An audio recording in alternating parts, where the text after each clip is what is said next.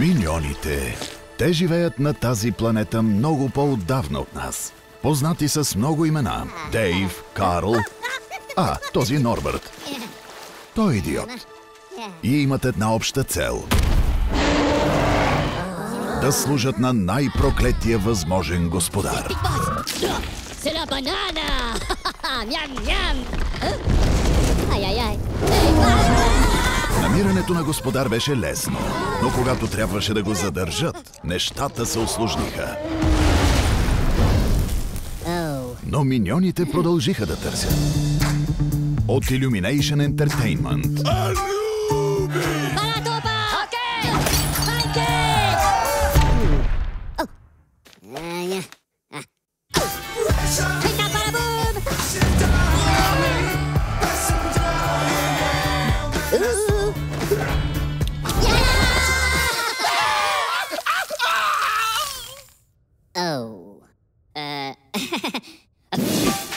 Без господар им липсваше цел.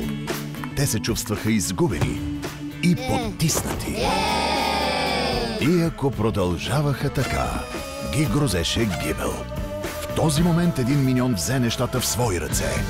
Кевин почувства гордост. Той бе този, който щеше да намери на своето племе най-великия и най-лош злодей, комуто да служи. Стюарт почувства най-вече глад.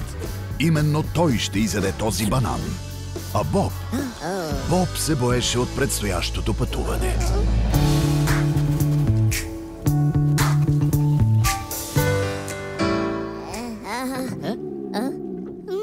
Лебидо?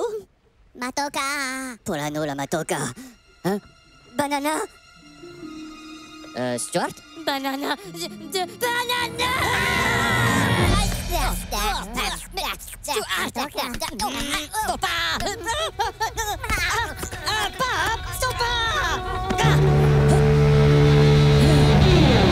Ню Йорк, 1968, 42 години преди Гру.